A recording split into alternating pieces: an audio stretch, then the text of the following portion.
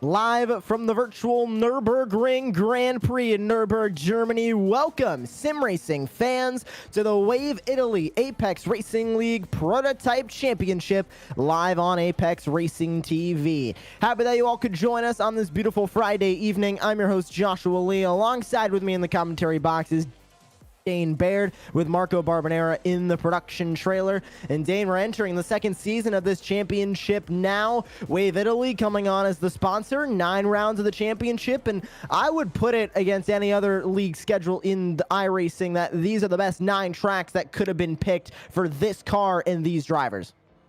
Well, I'm going to take that as a massive compliment because I did the schedule for this league, so thank you very much. And yeah, it's great to be here for the season, for the second season. Wave Italy joining us as title sponsors, which is always great to have sponsors on board for these series. Season 1 finished a few weeks ago. That was 6 rounds long, but now we've got 9 rounds coming up for everybody on Friday evenings, pretty much every Friday evening. Then we've got 3 missing rounds in a 12-week long season, so it should be a lot of fun.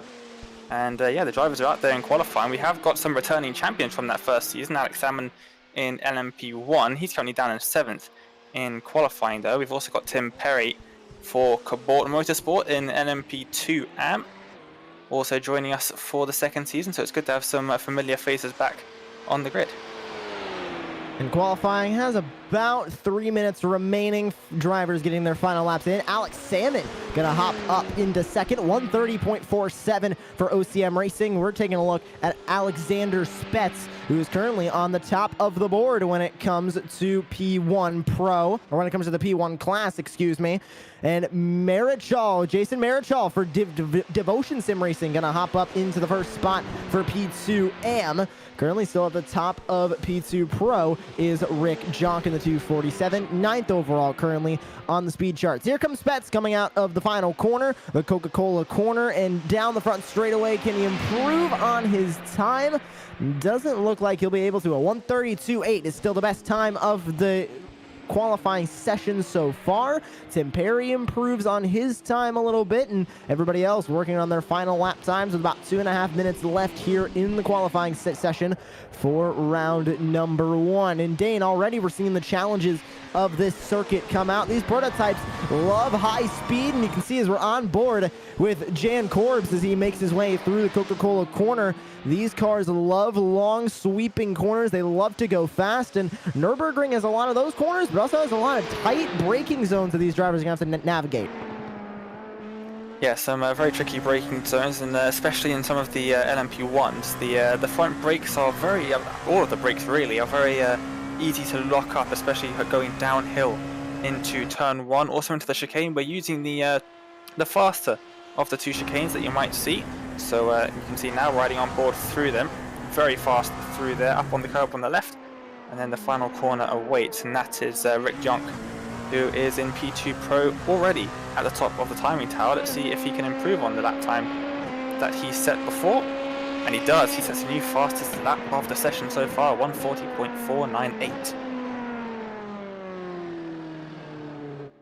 So that is the top of P2 Pro at the moment. As we're taking a look now at Kieran Smart, who sits 2nd in P2 AM, as they're making their way through one of the late chicanes on the course, the final chicane before the final corner. Back onto the front straightaway for Kieran Smart, the 339, and they'll be bringing it across the start-finish line, seeing if they can improve on the time. They won't improve. They actually did improve, but not a lot. 141.81 is now their best time of the session. Still sits in 17th overall as the time continues to run out. De Vries comes across the line, 143.073. And now, Area Juice, Joe Montes for AJ Racing in the 9, gonna make their way through the final couple of corners. They're actually just now making their way down into Dunlop Curve, one of the most challenging corners on this track. Dane, it's off camber coming on the exit, and we saw it a lot in ARL GT Trophy and the ARA Porsche Cup Championship, drivers hopping that curve and going into that sand. Yep, definitely a very tricky corner. All of the corners here are, well, most of the corners at least, are pretty tricky. as everyone's unceremoniously kicked off the circuit as the checker flag is waving after 10 minutes. We've got 60 minutes of racing to come, and every single car is going to have to make a pit stop in this race if they want to make it to the end, because the fuel tanks simply aren't big enough to make it that full hour. So that is definitely going to be something to watch out for throughout the race, and qualifying results are on the screen. Simon Van Dijk, the best of the rest when it comes to the P1 class. He'll start on the pole, and it's all ARL Abruzzi Esports Silver up at the front as his teammate Alexander Spets right behind him in the 115, only about 2/10 off. Alex Salmon, Benson Nemethy, and Nicholas Labouche is going to round out your top 5 for the P1 field. Only 8 cars in all of LMP1, not split into Pro and Am this time around. But that LMP1 field still going to be very competitive as Rick Jonk, Timo Hayden, Wes Van Zyk, Paulo Munoz, and Tor Bervin round out your top 5 for P1 Pro. And best of the rest in P1 Am, Jason Marichal going to start in the 14th spot overall, top of the board for P1 Am. Tim Perry, Kieran Smart, Matthew McBride, and Aaron Smith going to round out your top 5 for P2 Am. And then you can see the rest of the field down on your screen as the field gets gridded up and ready to go. Dane, an entirely new season beginning here. Who are you watching as possibly championship favorites as we work our way through 9 rounds of action? Definitely, I would say Alex Salmon. Obviously, we saw him last season, had a very consistent time at the top. But the 2 RLR Abruzzi eSport drivers, we've seen the 3 RLR Abruzzi eSport drivers up at the front of LMP1 Pro last season. Interestingly, neither of those 2 drivers up at the front of the field were in the season last season. So it's 2 new RLR Abruzzi eSport drivers. So they're showing their depth in their squad that they have, and both of them putting it on the front row with Alex Salmon very close behind. But any of those top 5 are looking really good in that LMP1 category, and then LMP2 competitive as ever. Last season provided great racing throughout the entirety of it, and yeah, I think we're going to see the same here today. 1 hour of racing here around the Nürburgring, and this season also new. We're glad to bring on Wave Italy as they are the new title sponsor for this series. And we'll get into more on Wave Italy later on in the broadcast. But the field is making their way through the final chicane. The pace truck pulls down into the pit lane, and the P1 field is ready to get going. Welcome to Season 2 of the Apex Racing League Prototype Championship. Wave Italy, the new title sponsor. Who's going to be the champion after 9 rounds? We're green for the first of 9 here at the Nürburgring. Van Zyk already gets a good start. He has his teammates Spets behind. Look on the outside, though. Here comes Alex Salmon trying to make a pass around the outside, and he does so as they head into the Mercedes arena. 1 car already in the wall further back in the P2 field. That looked to be the number 9 machine of Eriges Jomontas. And now the entire P2 field gets going. Pro and Am, they all dive into turn 1. Yeah, all of the drivers being held up there at the start. I think it was Jonker was leaving it really late to get started. They do have a dedicated starting zone, of course. And it was this league. It was between the DRS activation zone, which obviously these cars don't have DRS, but it was between those boards and the start-finish line. And I think Jonk left it really late, and that stacked up the field behind, sort of similar to what happened in F1 last season at Mugello. And yeah, that's what happened there, and I think that's what has caused the contact further back in the LMP2 field, but it has looked pretty clean. As I say that, ooh, there's Laubish hard into the wall on the right-hand side of his car. That's coming out of the Schumacher S's. An unfortunate wreck there as Rick Jonk leads the P2 field out of the Dunlop curve and back down the back straightaway. And you can see the P2 field already getting spread out as they work their way through the circuit for the first lap. Our race, a long way to go still, as off track goes Alexander Spets from the P1 field. And that was in the final corner as well. Off track, and he gets back going, but now Danny falls all the way to 7th in class. That's not going to be good. Looks like he's carried on going though, so probably no damage, just a little bit of a trip to the gravel trap, but Laubish, he's in the pit lane for an early stop. He'll have to stop again. They were not going to make it to the end of the race if they filled up their tank after the first lap. But John Knaut leading the field in LMP2 Pro. He's got a nice gap there, around about 2 seconds is the gap between himself and Timo Hayden in second place in that category. And Tim Perry, our reigning champion in LMP2 AM, well, he is currently leading LMP2 AM here after the first lap. And you can see there's a bit of a scrap going on near the front of that field.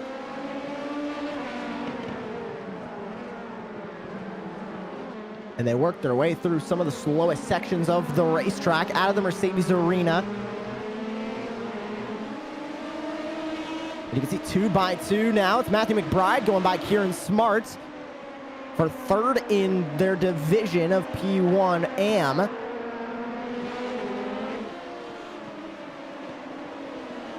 Dane, already seeing the struggles of battling with these cars. It seems like a lot of drivers already getting spread out, not close to each other, especially back in these mid-packs of these divisions. You can see already starting to get spread out. Not easy to make passes around this track, especially in these cars. Yep, absolutely. These are very much endurance racing machines, and you're used to seeing cars being spread out in endurance racing. And by the end of the race, I think that's what we're going to be seeing. We saw that quite a bit last season, the cars spread out. But after the pit stops, drivers actually, there's a move being made there. And that is Billingsley being passed by Bourbon. Battle for 10th in class. He's got Bell 2 seconds up the road. Jackson Bell, one of the drivers who took part in season 1. And there we have a move from, I believe that's Kieran Smart, who's just got past McBride. And here they come down into turn 1. Are they going to make it 3 wide? Look at the 212. That's Owen Carl on the inside. He's going to be side by side with McBride now on the outside line. McBride falls back. Grabbing that spot now is Carroll, but they have Kieran Smart up ahead that they're trying to catch up to as they make their way through the Mercedes arena back into the hard braking zones of this course. A quick right to left-hander and back down the straightaway. Carl getting way off track there. Dane, do you think he might have gotten a slowdown from that? Not a slowdown, but almost definitely a 1x, and drivers do have to be careful about those. It's an hour-long race. It's fairly long, and there are slowdown penalties. Or slowdown pit lane penalties for the drivers who pass a certain number of instant points in the race. So they do have to watch for that. There's quite a few places here at the Nürburgring Grand Prix circuit where you can pick up the odd 1x every lap. So it's something that drivers have to be wary for. We've got a bit of a battle low down in the LMP2 AM category.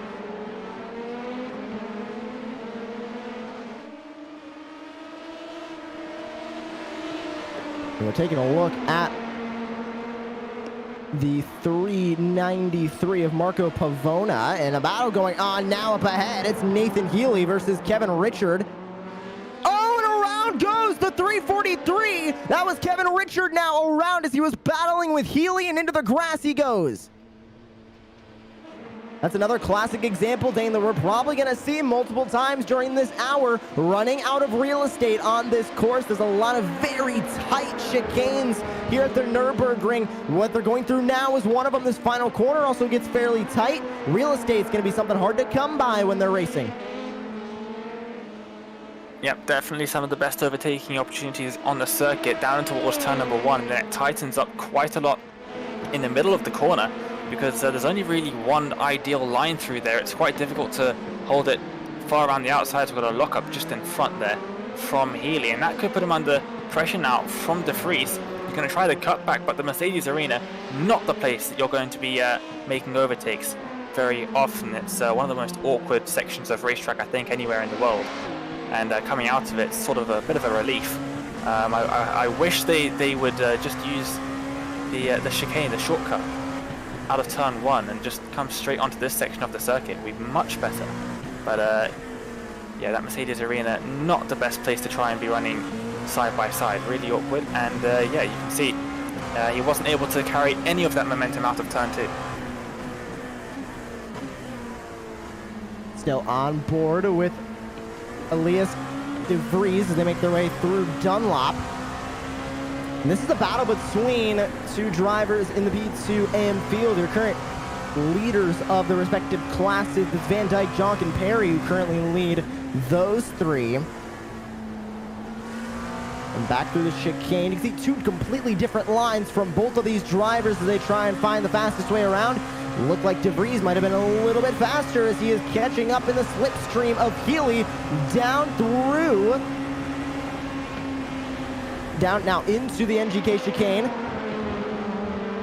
Not close enough to be able to make a pass. Can he make it going through the final corner? Didn't look like he was able to. Another slipstream battle happening down into turn number 1. That's Alexis Bevert on the inside of Jackson Bell. A picture-perfect pass as they dive into 1.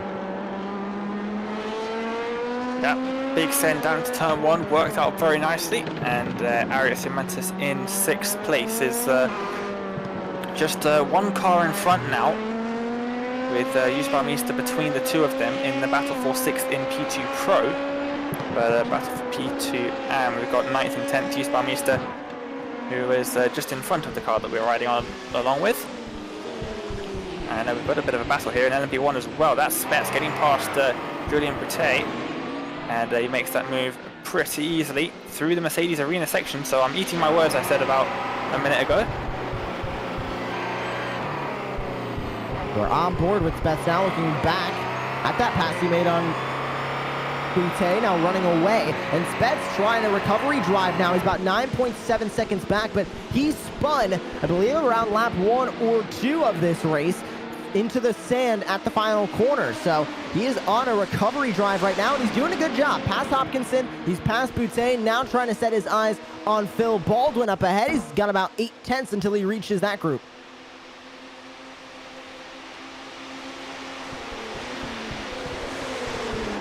And here we are seeing Alexander Spets.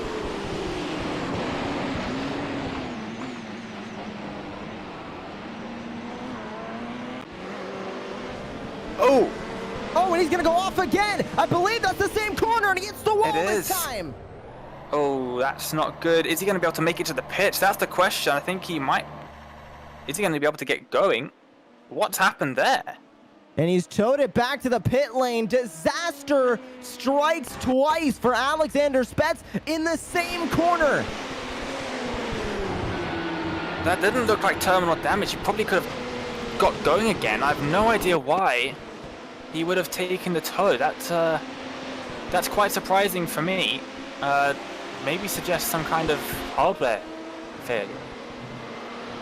And it just looked like he got loose in that chicane. He tapped the rumble strip, couldn't get it out of the wall, and he also ended up on the rumble strip there, just wondering if it was just a possibility if he would have had to drive it all the way back around to the pit lane. Thought it would be easier just to tow it back, but if it wasn't terminal damage, I'm with you, Dane. Definitely very confused about that move to tow it back into the pit lane. But either way, Spets now scored in 7th in the P1 class and is going to continue to fall down the overall order as well. Not going to be good for him when it comes to the points. And round 1, he's not going to be off to a good start for the championship. As we take a look at Paulo Munoz in between Timo Hayden and Wes Van Dyke, as he makes his way down the front straightaway, and Rick Jonk up in front of this P2 Pro Fields. That's another fastest lap of the race for the class, a 1:41.41. A solid lap time and about 5 tenths up from what anybody else can do currently on the racetrack, and he's doing that after 11 minutes as well, Dane, as the tires start to wear off. Yep, absolutely, and he's been setting up to that race every single lap so far. I've been watching the timing screen. He's lighting it up there, and he's got almost a 5-second gap already to that driver in 2nd place, and you can see the battle for 2nd, 3rd, and 4th. They're just catching each other up slowly as they head through the middle sector. Now there's a bit of a lock up in front for Nathan Healy, and now maybe Alias De Vries can go side by side into towards turn number 2, but just couldn't get the exit needed. He had to go really tight to the inside out of turn 1, and that slowed down his exit. He wasn't able to get any sort of traction out there at all. But can he try and get the cut back maybe out of turn 4? No, he got all sorts of loose there. Have to correct, and that is an opportunity missed for Alias De Vries. And he'll have to try again. There's some LMP1 Moving through the LMP2 traffic, it's Alex Salmon trying to catch up to Van Dijk. He has done so successfully. He's caught up 2.5 seconds this lap as they make their way through the traffic. So traffic giveth and traffic taketh away. And right now it's giving to Alex Salmon. You can see that last time by running a 1:34.15 for Van Dijk, a 1:33.45 for Salmon. So Salmon making up 0.7 of a second last time by, 1:33.9 this time, and not a lot of time made up, but still a little bit for Alex Salmon as he's about 1.7 seconds now back from the lead. And here's a battle between, it looks like Owen Carl and Kieran Smart for a spot in the P2 class field. Carl currently running 5th in P2 Pro. Smart running 3rd in P2 AM. And we're definitely starting to see this AM class really creep up and be the main classes. We already didn't have a lot of P2 Pro drivers, but we're seeing a solid handful of them down in that P2 AM field. There's a lot of fast AM drivers here this season, Dane. Yep, we saw that last season as well. The P2 class as a whole, very mixed up. The classes are being set by iRacing and previous ARL performances. So yeah, it's quite interesting that the drivers are getting mixed up in these interdivision battles. But it's great to see that everyone has someone to fight against. As Van Dijk, that didn't look fast. That looked like it was pretty costly in time, and Salmon's catching. He's caught about 2/10 just down the straight from that. But now he's just got stuck behind LMP2 through the chicane. And the chicane, if there's one place on this circuit that you're not going to get past an LMP2 car, it's definitely the chicane. Back onto the front straightaway as we take another look at your P1 battle for the lead. One car into the pit lane. I believe that's Boutte that just made his way into the pit lane from 16th. Oh, it's Baumeister. He's towed into the pit lane in the 348, so he is now in the pit lane and going to continue to fall down the order. He was already fairly far back in that P2 AM field, so he's going to continue to drop there as we continue to sit on board with Kieran Smart in the battle for second in P2 AM between himself and Jason Marichal, who sits further up the field. Yep, the battle second in class, of course, for that P2 AM, but there is a P2 Pro driver in there as well, just about a second back now, and Owen Carroll. And he might get involved in this and make things a little bit interesting, but looking at the LMP1 field, we've got 5 Audis in the Porsche. Only one driver opting for the Porsche in John Hopkinson. And yeah, he's about 30 seconds behind the leaders already, so not the best race so far from John, but hopefully that is, I doubt that's just the Porsche. I think the Porsche is probably the slower car here, but I think a lot of drivers heading for Audi. It's a stronger car over the course of the season. Porsche has some tracks where it's a bit faster, and I think the Audi has a couple more tracks that it's slightly faster and will do you better over the 9-race season that we have coming up. But as you can see in LMP2, unsurprisingly, everyone opting for the Dallara. I'm not sure if that's like a BOP issue or something. Josh, what do you think that's about? Why do you think everyone's chosen the Dallara? Well, I would say that is, I believe, the only LMP2 car that's available. So it's either the Dallara or you're racing in P1 when it comes to this championship. As you can see, the P1, the only Porsche in the field, Hopkinson, going right on by everybody. And we continue to sit on this P2 battle as we're focusing on Cabral. And around goes the Porsche. That's John Hopkinson. I don't know if he got contact with one of the P2s or trying to get on the power too early, but around he goes and he reverses it into the guardrail.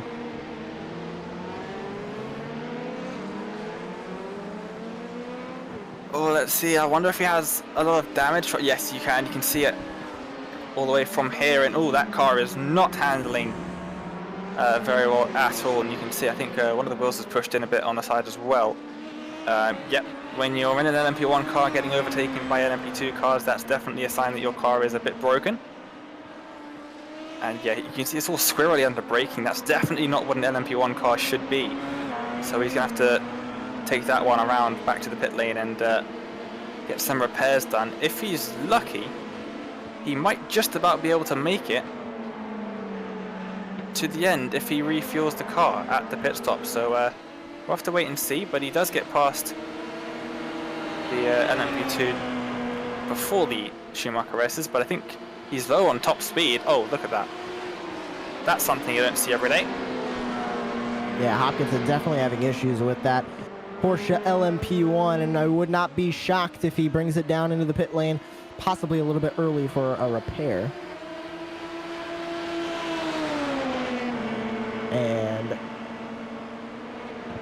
And Marco asking a question of who the leader is on our end. It looks like Corbs on the timing tower and Baldwin in the timing screen. So, switch our overlay. Jan Corbs is who we're focusing on for Marco's sake, as he leads into the RTL and Warsteiner curve, turns 10 and 11 on the racetrack. Right before the turn 12, the Advan. Hard right-hander, pretty much flat out, especially in these prototype cars. And back into the final chicane. Turns 13 and 14 up to the Coca-Cola curve at turn 15. And the gap continuing to close, Dane, up at this lead for the P1 field. It's Jan Curbs and Alex Salmon, but Salmon etching away at that gap, albeit relatively slowly. But you can see he's even making up time, about a 10th last time by. So Salmon's starting to close that gap. Yeah, and it's quite an interesting gap there because it's just about far enough behind that dirt air won't be affecting him at all. So what Alex might be doing, and what we've seen from him in the first season, is fuel saving, and he's close enough that he can sort of maintain that gap, but we're lifting into some of the corners, losing ever so slightly through the corners and in the braking zones, but saving up enough fuel that he can maybe even go an extra lap, and that will save him quite a bit of time in the pit stop because he won't have to take as much fuel at the pit stop. And we've seen, I think, 4 or 5 times out of the 6-round season last season, he would come into the pits and then come out of the pits like 5-6 seconds ahead of where he was before, and it seemed to happen every single round. So I think that might be what we're seeing here, and he can afford to because driver in third is about 5 seconds behind, so it's there's no risk to do it. So he's basically got free rein to do whatever he wants there, just maintain that gap and save the fuel.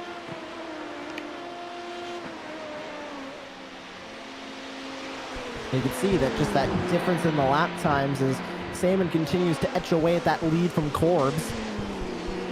As the 158 is back into the front straightaway. 20 minutes down, about 40 minutes to go here in the first round of the Wave Italy Apex Racing League Prototype Championship. As the leader of the P1 field makes their way past one of the P2 cars. We look back at battle between Moss, Cabral, and Smith, and you can throw in Hellegorch in there as well for cars currently in this line for the P2 field. All battling in P2M. They head through the Michael Schumacher S. On board with Hellegorch.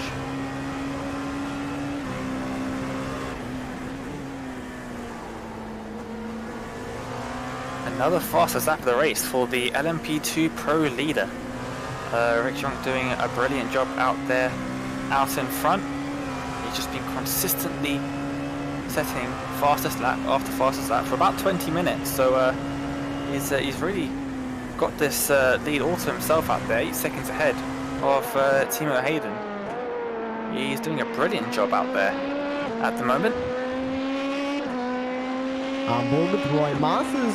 He leads this little pack of 4, and Dane, we usually see this in terms of road racing, but I feel like it's even more so in the prototypes, where they kind of just get into little packs of about 3 or 4, and they're battling for the remainder of the race, and we're definitely seeing that here with this battle of 4. Does that, in your opinion, does that make it more difficult to race, being kind of stuck in a pocket of 4 like this, or do you want to be a single car trying to catch the cars in front of you? As we see Jan Corbs once again coming across the line, and Salmon now down to 4/10. Yep, and you can see right there, in fact, if Salmon locked up there, he would have been straight into the side of Jan Corbs.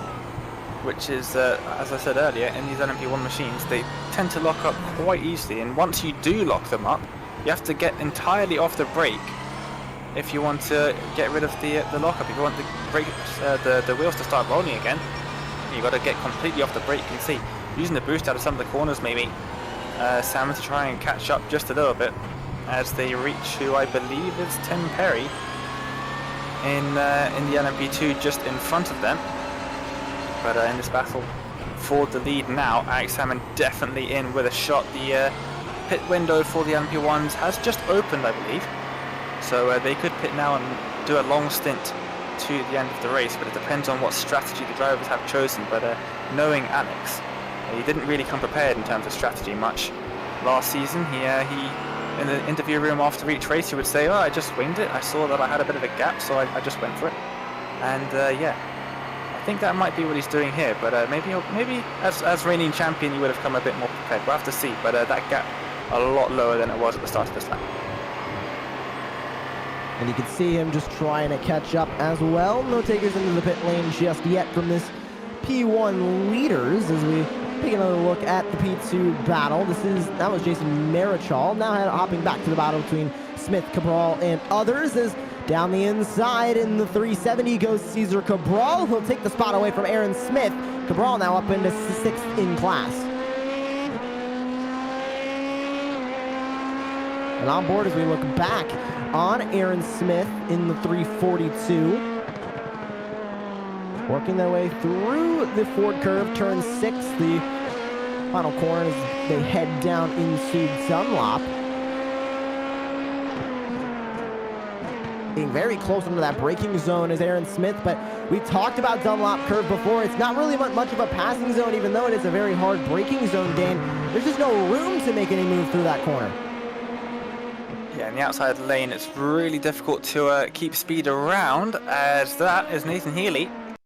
And he has found himself around, I think that's between turns 2 and 3. There is very little grip in the Mercedes-Benz arena. Oh, he's got on the grass on the inside of the corner, over the curb and onto the grass, and that has spun him around. As this battle is heating up quite a lot. Aaron Smith right on the back of Cabral now.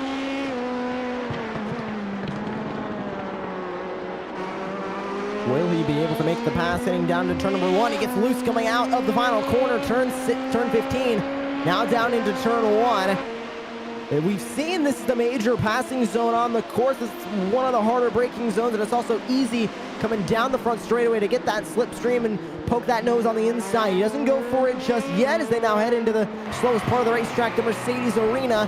As here comes the P1 battle. They're catching up to the battle we were just watching, but it's Alex Salmon versus Jan Corbs as they make their way out of the Mercedes Arena and down to turn 5. Are they going to get past the one in time? They're probably going to have to boost a little bit to get through there. Now side by side, the two of them trying to get past. Could this be the opportunity for Alex Salmon? He's gone deep. And Aaron Smith was side by side, but couldn't quite get past Cabral. But now, driver in P8 is right involved in that battle. I think that might be Arias Humantis just behind as well. No, it's not. I think that's John Hopkinson. Yes, it is in the Porsche. Trying to get involved in this as well now, but you can see less than a car's length separating Cabral and Smith. And the P1 battle continues as they pull back away from that battle in the P2 Amfield. 4/10 now separate these two and closing in on the straightaways. Salmon has some insane straight line speed right now as they make their way into turns 13 and 14. Can he keep that up on the straightaway and make an overtake in the slipstream? We're about to find out as they make their way back onto the front straightaway. What can Salmon do? Is he going to go for the lead coming down into turn 1? Slipstream down the front straightaway. You're on board with Salmon. The gap down to 2/10. He's not going to be close enough into the braking zone this time. Yeah, and they're going to have to try and get past the LMP2 on the left-hand side as well. Luckily, they both get through there before the turn-in for turn 2. So neither of their lines compromised too much by that. But into turn 1, they had to take it a little bit tighter. And it was a slightly sketchy moment. But look at how close Salmon is now. Less than 0.2 of a second. Dives to the left-hand side of the circuit. looking to the inside. Definitely wasn't going for a move just to try and maybe put Jan off a little bit. But yeah, he's definitely getting racy now. And he's definitely wants that lead. But it's just a matter of, is he going to wait until after the pit stops, or is he going to go for it now? That's the question. It's all down to strategy, you see. And so they're catching up to a little bit more of the LMP2 traffic, definitely catching up to the field now. And I think this is the top 2 or 3 in LMP2. In LMP2. And there goes your P1 leader, Jan Corbs. He gets back on quickly, but here comes Alex Salmon, now 2/10 the gap as they make their way through turn 12. Can he make the move stick this time? They're in the middle of P2 traffic as they head back to the front straightaway. Through the chicane they go, and leaders got held up by the LMP2 just in front. I think that is smart. And now look at Salmon, he's closing in, using the boost, trying to get into the slipstream. He's right there, 1/10 between the two of them, going to the outside. As we saw him take second place at the start of this race, he looks to the outside, but he can't make it stick. But they are side by side almost as they head into turn 2, but into the arena section, and Alex has to wait behind. But now Corbs got all sorts of loose into turn number 2, big dive. Into turn 3, they make contact, and Alex Salmon takes the lead of the race. Jan Corbs in the up the inside. The angry headlight flash coming out from Corbs. He's not happy about that one, but Alex Salmon, what a move coming out of the Mercedes arena. He's your new leader in P1. Let's take a look at this replay. It was a picture-perfect pass as he made the crossover outside to inside. Got that boost when he needed it. Late break, contact, and pushes Corbs up out of the way. Albeit, that's a completely legal move, but Corbs goes off track, and Salmon takes the lead for OCM Racing. A great move for your new P1 leader. He had to work for that one. He just took the opportunity there and sent it so hard into turn 3, and watch this, he's lost the lead. Developments here at the P1 lead. What happened from Salmon? The 158 of Jan Corbs is taking the lead back. Or has he? He's just let him pass. The final corner. No, he's let him pass. Obviously, he felt that he was a little bit too hard there with the contact that was made into turn 3, and he's just done the sportsman-like move there and just let him back pass. So Sam are going to have another crack at it as they've got some traffic heading out of the pits. Great sportsmanship, but at least from our end here in the booth, it didn't look like too much contact, and it didn't look like Salmon really forced Corbs off the track in any way. Just looked like a bit of contact is fighting for real estate on the inside was Salmon. As we have a battle for the first in the P2 AM class starting to develop with Tim Perry, Kieran Smarts, your top 2, and Jason Marichal also involved in this one, as well as they work their way out of the Mercedes arena down to turn 5.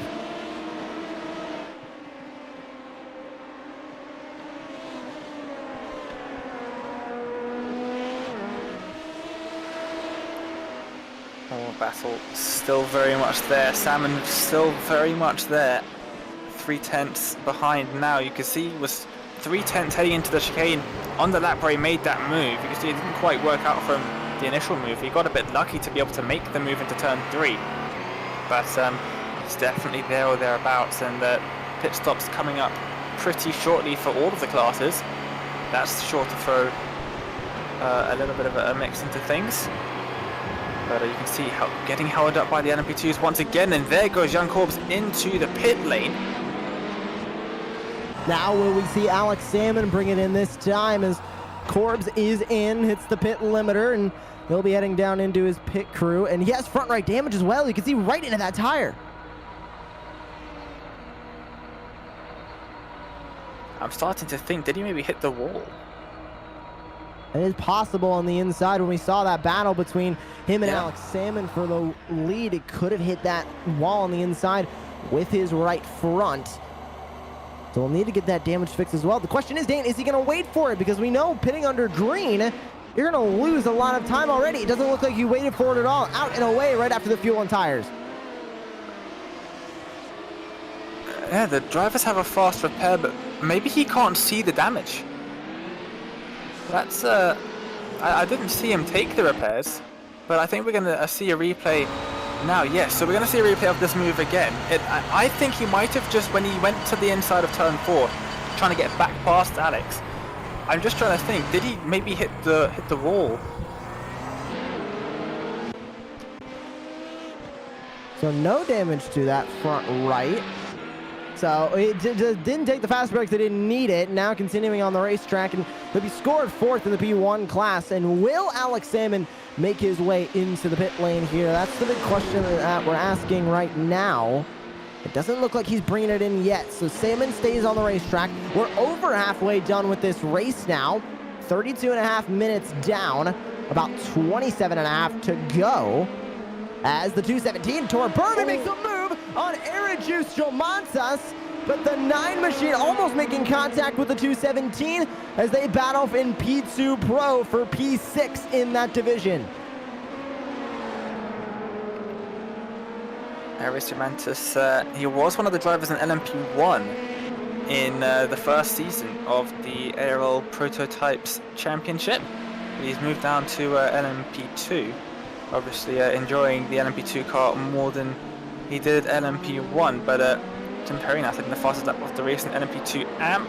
But just thinking with Alex Salmon not pitting straight away, he had a lot of clear track in front of him that he could use to his advantage. There's no point pitting when you've got that clear air, because you can just extend your gap that you have to the driver behind. You can see when you get stuck in traffic, that's when you're going to want to make the pit stop.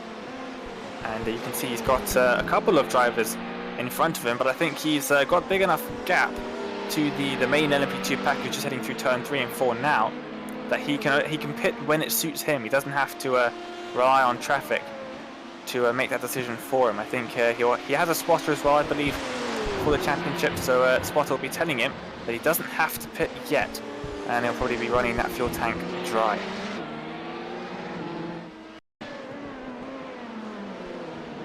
And here's a replay of Hans Blanquart in the 333. And heading into Mercedes Arena, just gets loose in his LMP2. Ends up into the runoff area. Luckily, one of the only spots on the track day in that it's actually asphalt runoff area and not grass or sand. So he actually ended up spinning out, albeit in a good spot, so he didn't have to bury himself in sand or go into any guardrails. Ooh! One car into the pit lane right in front of your P2 AM leader, Tim Perry. Slight Not code sure brown who moment that there. was. That was very close, and that is Nathan Healy that came in. Yeah, it was Haley, but I think we might be seeing this on board of Taveri. Oh, it was just a little bit too soon, that replay, but I think we'll get another look in a few moments. All right, we're back live now as more cars making their way into the pit lane. One car from P2 Pro, Joe Montas, came in last time by. They're in the pit lane in the 9.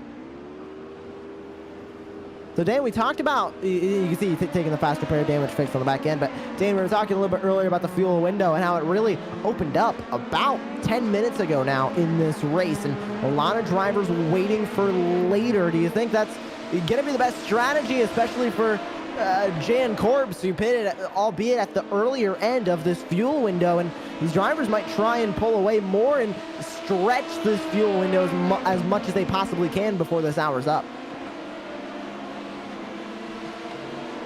Yeah, I think they'll definitely want to stretch it out as long as possible, of course, getting the fuel saving in, and that will reduce the time they spend in the pit, which in turn reduces the time they lose from just sitting still in the pits. Young, for the first time that I've seen, not setting the fast lap of the race as he comes past pit lane. I've not seen that time pop out without it being magenta, but yeah, he's still got a very, very commanding lead out in front, almost 11 seconds at this point, and no one from the front 3 in LMP2 are making their way down to the pits just yet. I would expect them to be doing so pretty shortly. The LMP2 fuel usually lasts around about 35 to 40 minutes, so they're pushing it a bit, maybe a couple more laps at most before they're going to have to head down into the pit lane. There is a car getting well out of the way as they head into the Mercedes arena once more.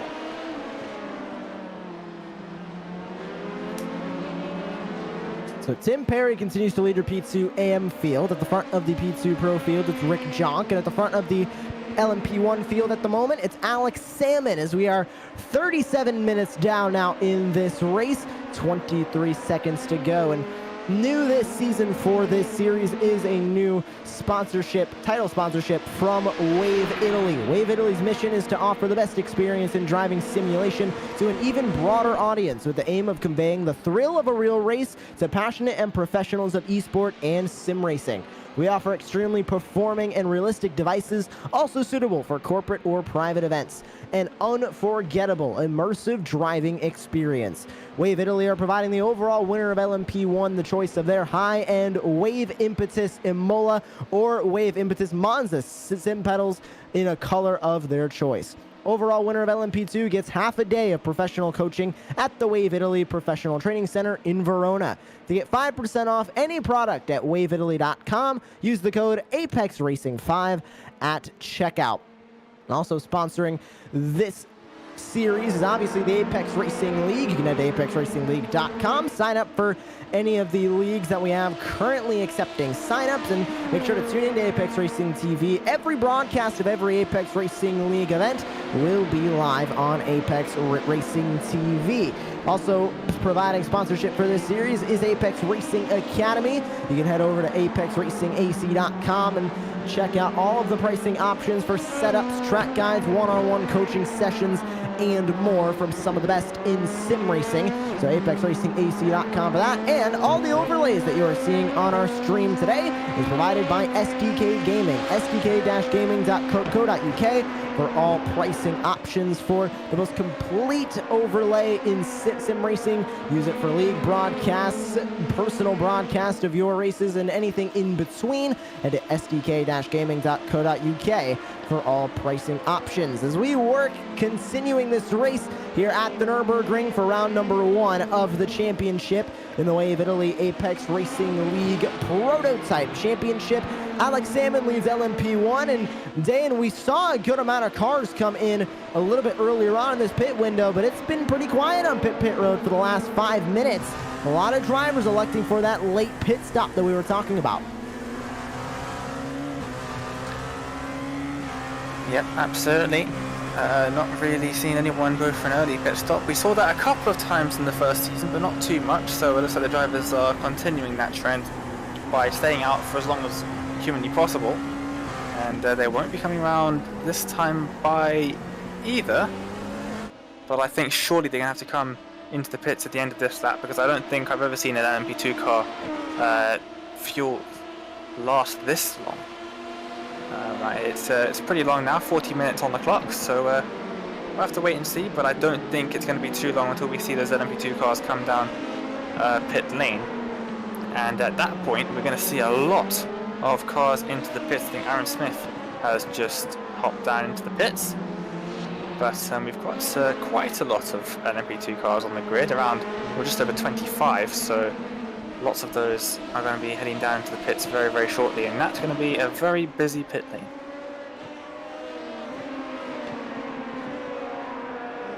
Taking a look once again at Kieran Smart, who was in a battle for the P1 position in the P2 AM division just a couple of minutes ago, and has fallen back to about 1 second now in between himself and Tim Perry. As more P2 cars start to make their way into the pit lane, that's Juiced Baumeister back into the pit lane for the second time today. And your P2 Pro leader, Rick Jonk, is into the pit lane in the 247. So the first of our major leaders of the P2 field starting to make their way into the pit lane, and more are in. The entire top 3 of P2 Pro is in the pit lane. I think we're going to see quite a few more than that. Heading down to the pit lane now, Tim Perry. Looks like Tim Perry might be staying out,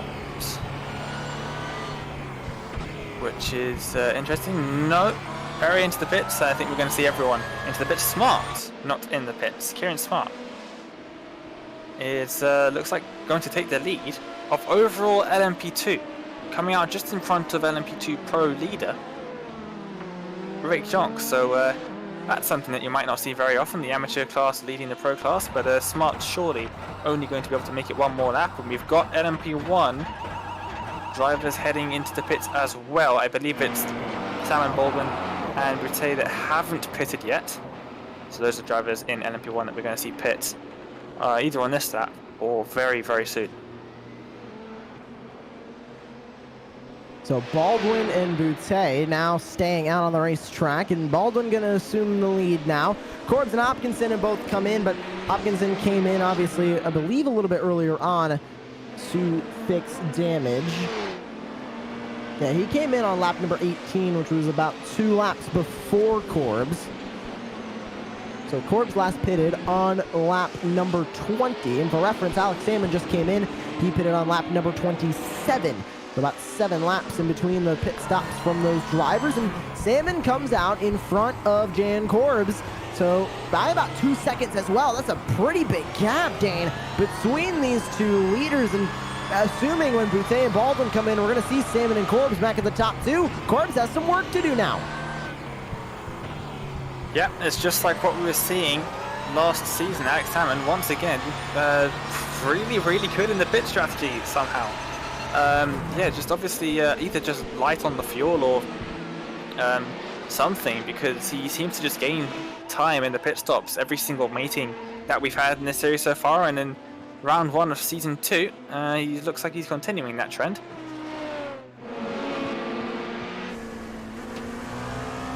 And now coming into the pit lane was Kieran Smart, so they are now into the pit lane. More cars starting to pit from LMP2 as well. They're still waiting on the last 2 drivers from LMP1 to make their way into the pit lane, and still waiting on a couple more from P2 as well. But a majority of the field now has come down into the pit lane.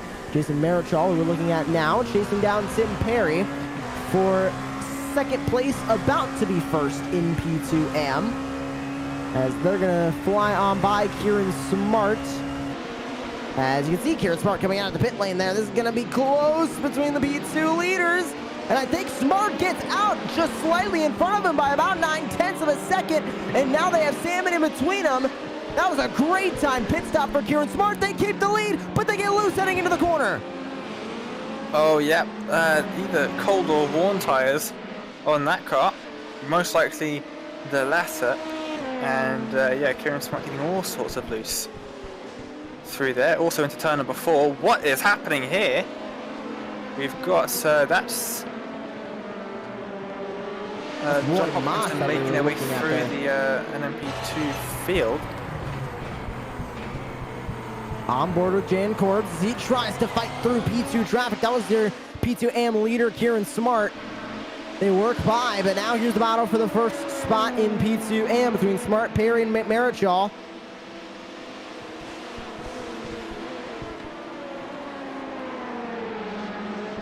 Heading through turns 10 and 11 and back onto the straightaway.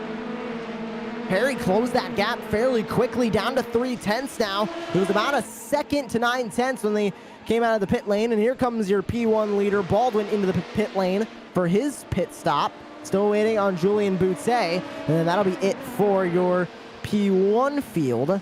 And there he goes into the pit lane. So your P1 field is completely done with pit stops, and I believe 2 drivers who are off the track are still waiting to pit in the P2 field. So obviously they will not be making their way to pit lane. So green flag pit stops are done.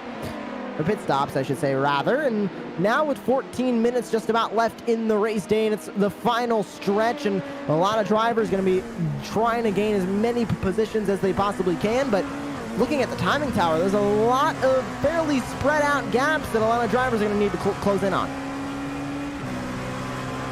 Yep, absolutely, and Corb's not too far behind Salmon now. The gap is pretty short between the two of them.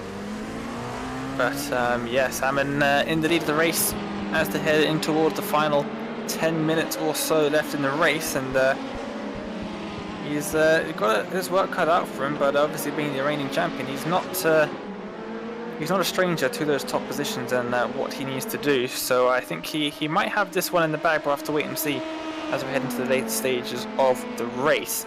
Rick Jonks looks very, very likely to secure that first win of his in LMP2 Pro, and Tim Perry looking likely to take the win in LMP2 and with 13 minutes to go, but he has got Maricao right on the back of him, so it should be interesting. Taking a look at the sector comparisons in between Kieran Smart and Tim Perry as they battle for the P2AM lead. And last time by in the sectors, a little bit quicker was Tim Perry in Sector 3, but you can see Smart starting to pull away a little bit more when it comes to the other sectors on the racetrack. There's your lap time comparisons. And you can see the lap, obviously, where Smart came into the pit lane was where Perry made up a majority of that time. But you can see the gap starting to slowly spread back out as Kieran Smart starts to get back into the groove of the race. Tor Burvin, you're on board with him as he chases down Cesar Cabral for one of the overall spots. Now, the way the points work in this series, they're not based on P2 Pro or P2AM. They are based off of LMP1 and LMP2 class. So by Burvin passing Cabral, he'll be gaining more points for his LMP2 Pro Championship.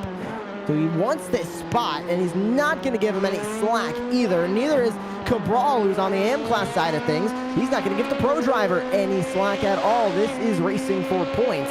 So Cabral wants to keep this spot, and Burvin and Dromontas want it away from Cabral right now.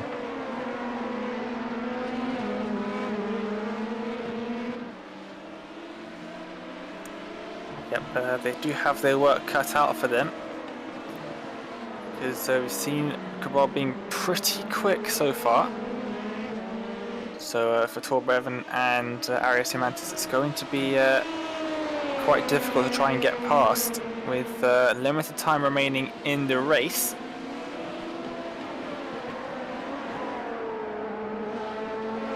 Using a lot of curb there with Cesar Cabral in the 370, just trying to hold off Burvin, who sits behind him now, right in his mirror. And we've seen Tor Burvin compete in a number of Apex Racing League championships. He is very talented in a numerous amount of cars, and we're definitely seeing that here. He is racing that prototype beautifully as he tries to gain more positions in his LMP2 class. As we go on board with Owen Carroll, trying to catch up to Jason Marichal up at front again for more overall positions for points.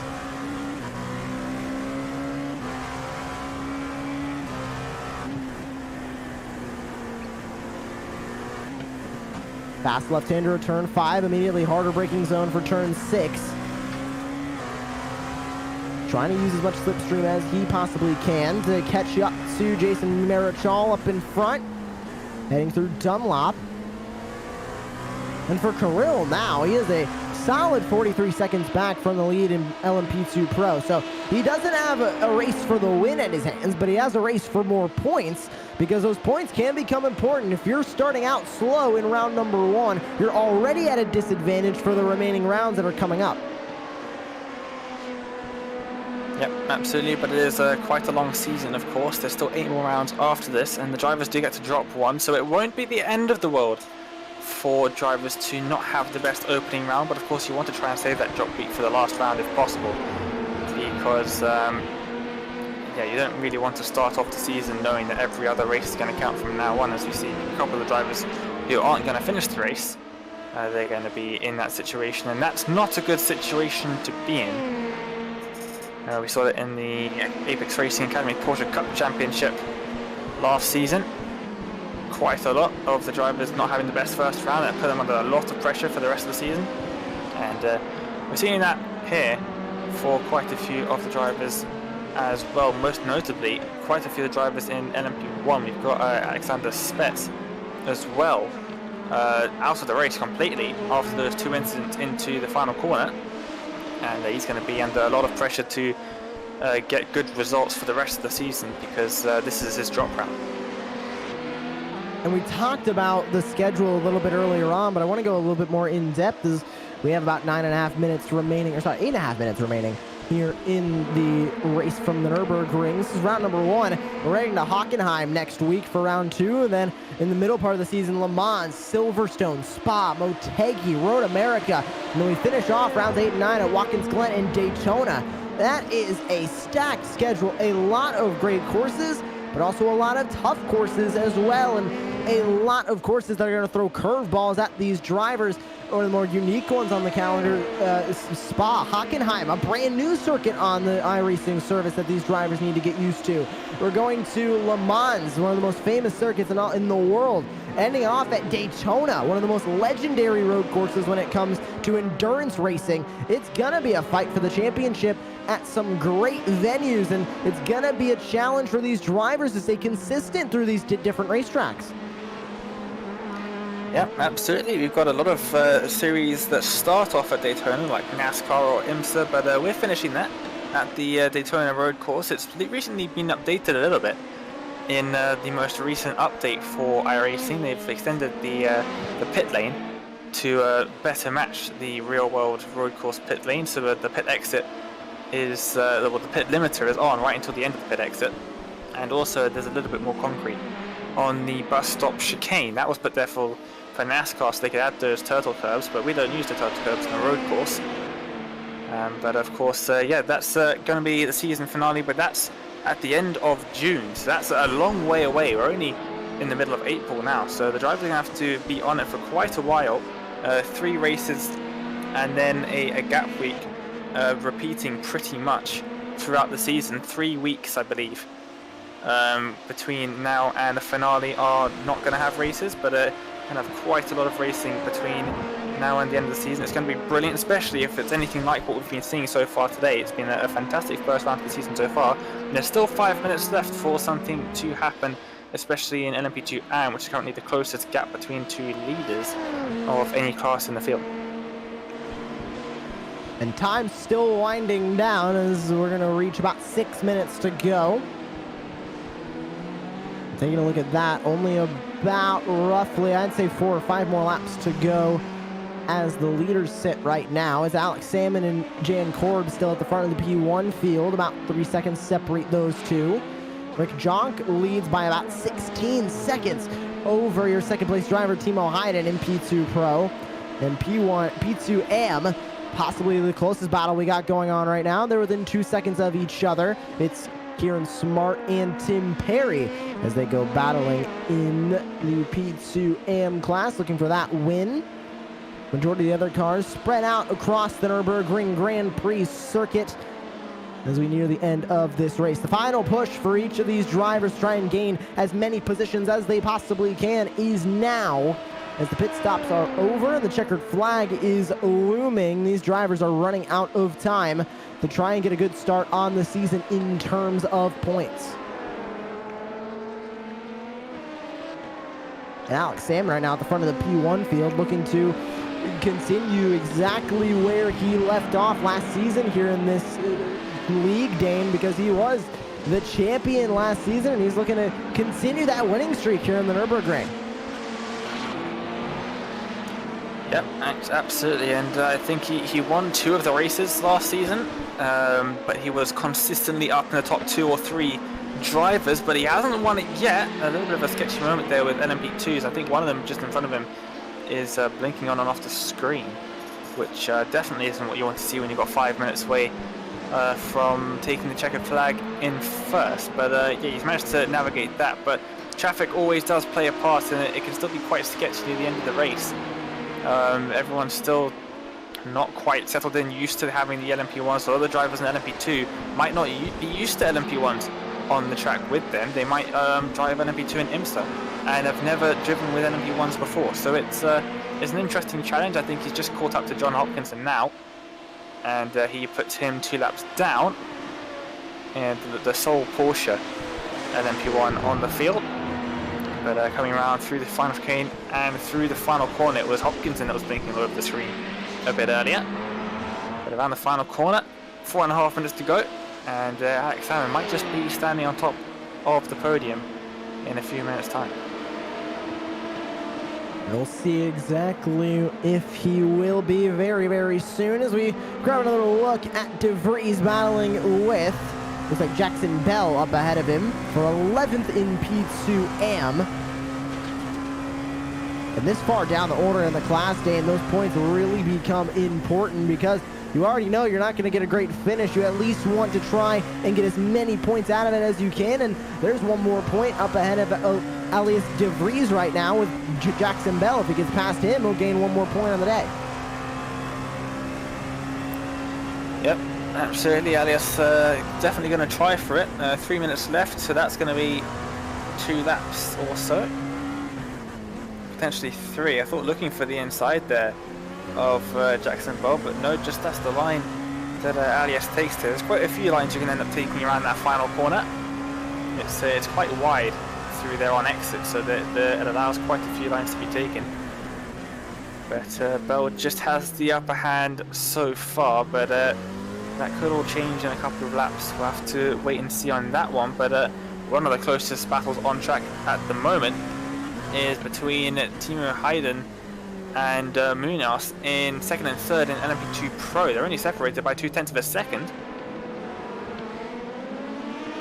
And that was Tim Perry with the 2:12 of Owen Carroll going battling. This is for the, I believe, 6th spot in the LMP2 class, which would add another point to Carroll's total for the day, and that's very important for him to get a good start to the season. Here's Timo Hayden battling Paulo Munoz for the 2nd spot in LMP2 Pro. And these battles are going to reach an end very, very soon as we near the white flag. About right now, the next time Alex Salmon works his way across the start-finish line, we will have the white flag, and it'll be 1 to go. Munoz getting close to the back bumper of Timo Hayden. Is he going to be able to get the slipstream and make a move happening into turn 1? Here comes the 213, and it doesn't look like he's going to be able to get close enough. Is the braking zone going to change anything? It does not. Keeping the 2nd spot is Timo Hayden. And to work hard here near the end of the race, and if these two come together, you've got Wes van Dijk in 4th, who is only a couple seconds down the road, so you can just about see him in the background of the shot. So it is going to be interesting with these 2 drivers, potentially 3 come the end of the race, because these 2 are going to have potentially another lap, depending on, yes, another lap. White flag now for the leader, Alex Salmon. So those 2 are going to have to go around again. So the white flag just comes out. Everybody going to need to come across the start-finish line to take that said white flag, and then we'll have the checkered flag when Alex Salmon works his way back across the start-finish line in about 1 lap's time. But right now, these battles are going to need to reach an end, and they now have an end in sight as the leader takes the white flag. But Munoz starting to fall back away from the back bumper of Hayden. It's now 9.5 tenths.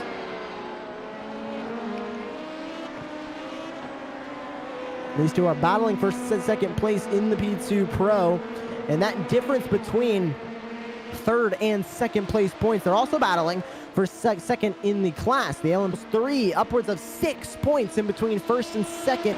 These points up at the front of these classes, Dane, mean so much.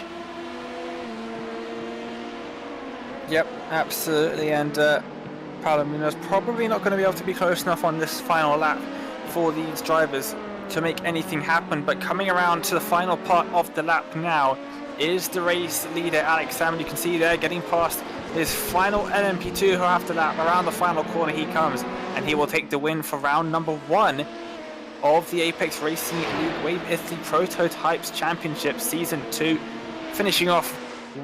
starting where he finished off in Season 1. The reigning champion takes the win.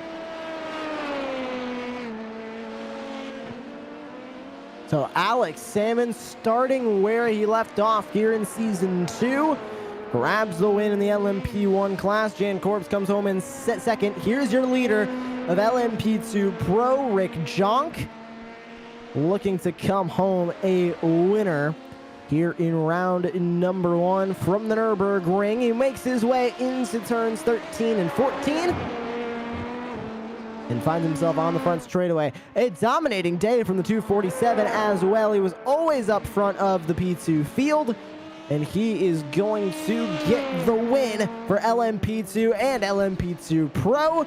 Rick Jonk, a great day for him as we now hop back to the LMP2 AM leader, Kieran Smart, who's working their way down the back straightaway, coming through the Michael Schumacher S and down to turn 10.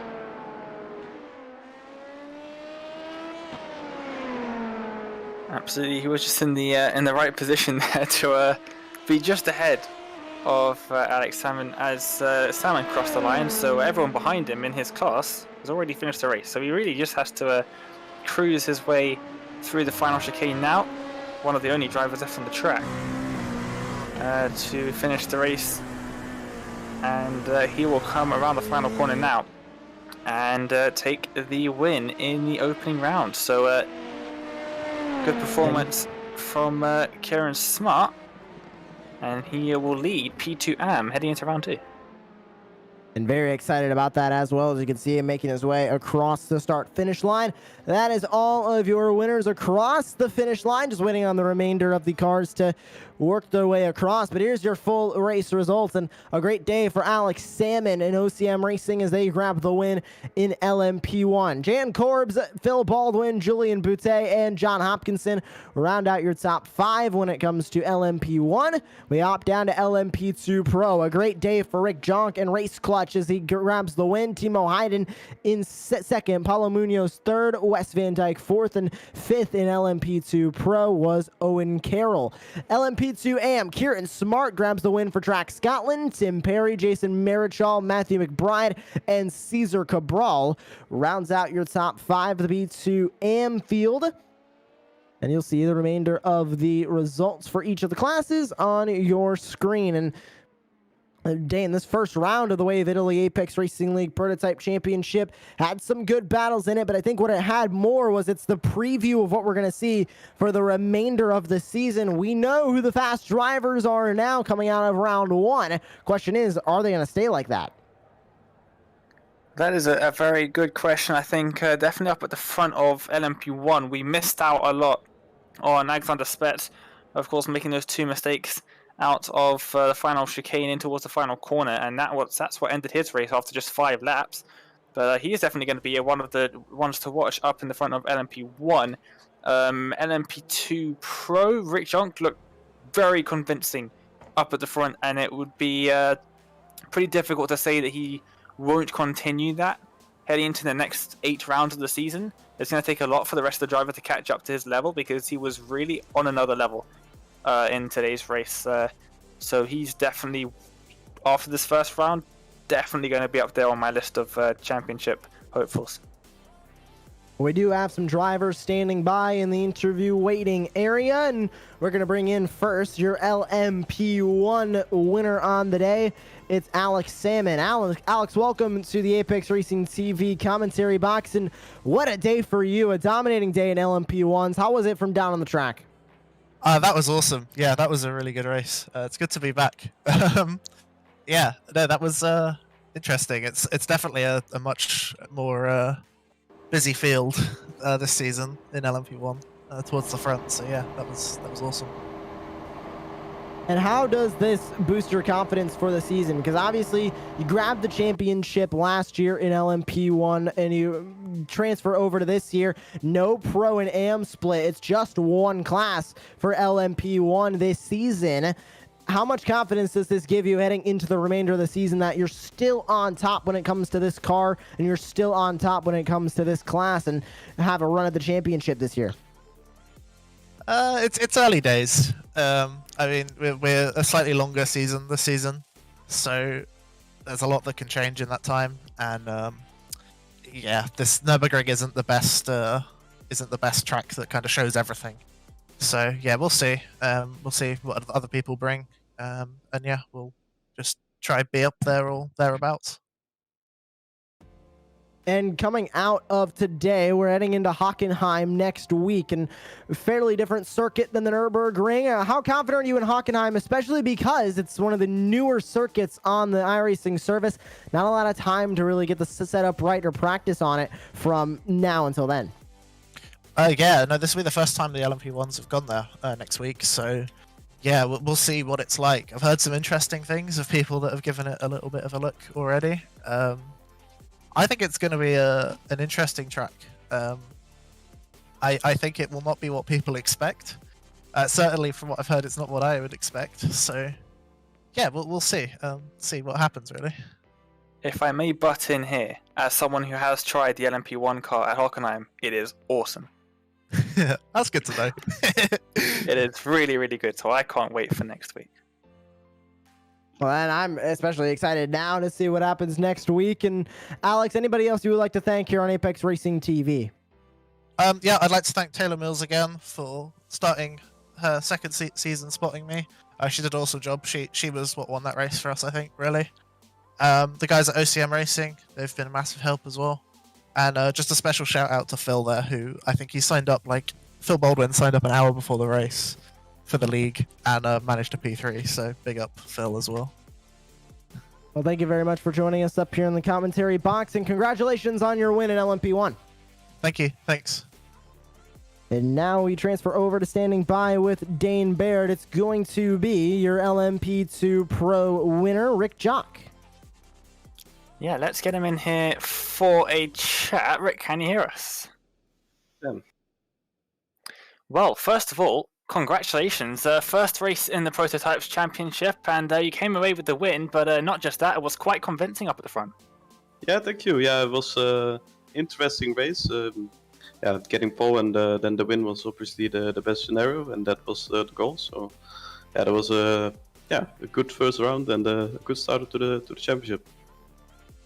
Absolutely, and you sort of gapped Timo and Paolo behind you fairly quickly, and then from then on it was fastest lap after fastest lap. We were looking for the first 20 minutes to half an hour almost. You were setting the fastest lap of the race consistently, showing absolutely no signs of slowing down there. So it was a really impressive drive, and I don't think Timo and Paolo had really a chance of catching up. But then heading into the pit stops, you were the first person out of the front running LMP2s to make pit stop. We saw a couple drivers making an extra lap. Do you think they fuel saved more than you, or were you not really worrying about fuel saving much? Yeah, they definitely saved a bit behind the other cars. I think I could have made it as well with a bit of lifting, but yeah, it wasn't worth the pace difference for me. So yeah, and I think at the start I kept them quite early because yeah, they just had a bit of cold tires, or don't know, they weren't paying attention, so they would I got them quite early out of the slipstream. And yeah, because this car is quite sensitive on the fuel, you can basically set on the first stint, you can set the fastest lap every lap, at least on this track. So it was good fun. Absolutely, and then heading into next week, round number 2 is at Hockenheim, which is the newest circuit on, at least in road racing, on iRacing. So should be an interesting race. Have you done any practice, or what are your thoughts of Hockenheim? Yeah, absolutely. It will be, I think, even more interesting than today because a new track, and that means you know, we have to find out the setups, and that yeah, that can be proven tricky. But yeah, I've done some laps and it is a lot of fun.